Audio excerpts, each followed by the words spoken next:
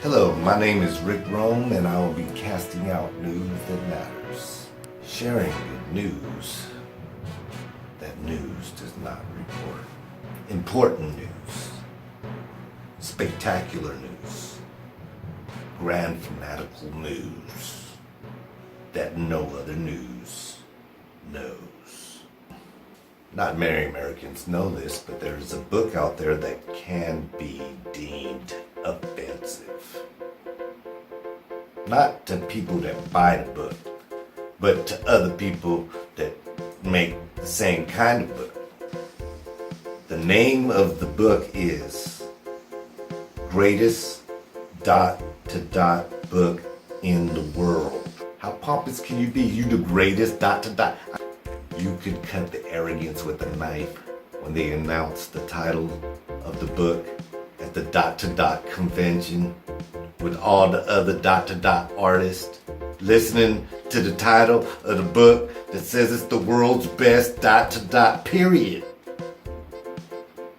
Dot. This news matters.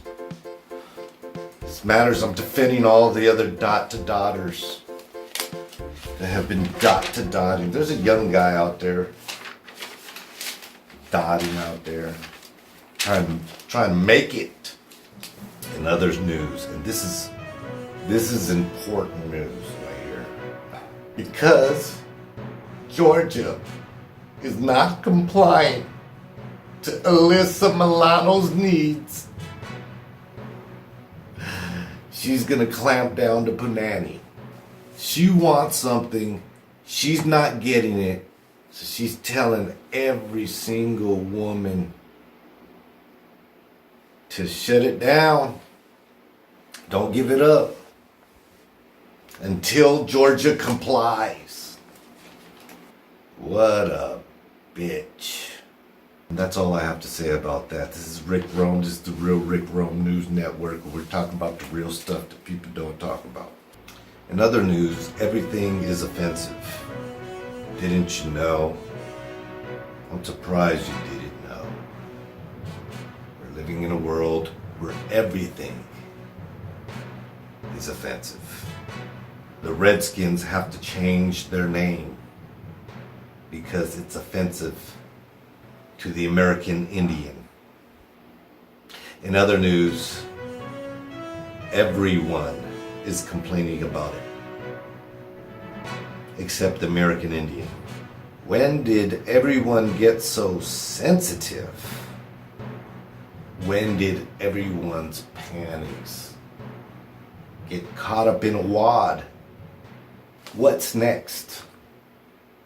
Are the Pirates gonna have to change their name because it's gonna offend people from Somalia? What about the Steelers? What about the Steelers? We don't want to offend anybody that got GTA convictions. We don't want to do that. We don't want to mess with no house burglars' rights. What about the Dolphins? What about the Dolphins?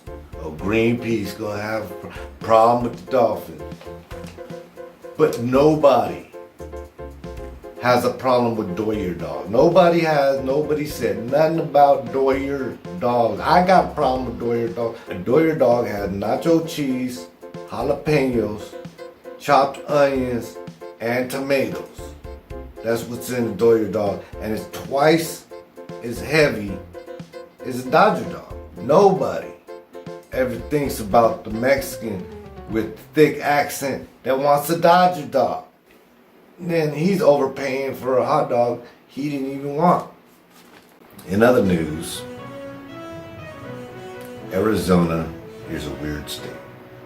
If you don't believe me, just hang out with Howard Hughes for a half hour, then you'll know what I'm talking about. In Arizona, any misdemeanor committed with a red mask is a felony. I guess Spider-Man will never vigilante Arizona. Donkeys are not allowed to sleep in the bathtub. When we asked the officer of the law how they came about passing this law, he responded, "Man, I don't know. Sometimes people do stupid shit. And if enough people do the same stupid shit, we gotta make it a law.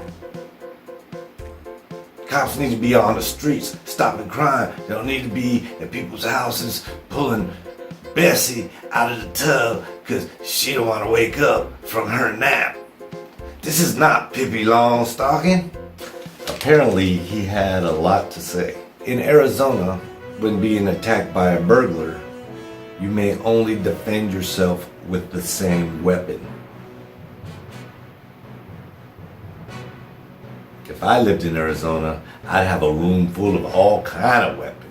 In case a motherfucker try to rob me with a sword, I'll be ready. We could be some Three Musketeer, Zorro, Princess Bride, sword fighting to the death motherfuckers. I gotta protect my Zenith television and my Cavaricci jeans, man. In Arizona, you may not have more than 2 dildos per household. So, if 3 women are living in the same household, one of you bitches have to share. There was a story a while back about a dog that attacked a 4-year-old viciously. A vicious dog attack.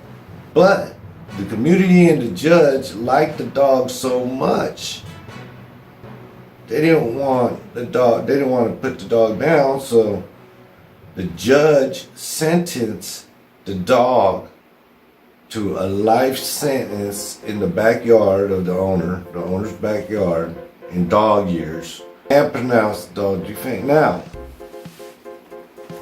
the story gets even better.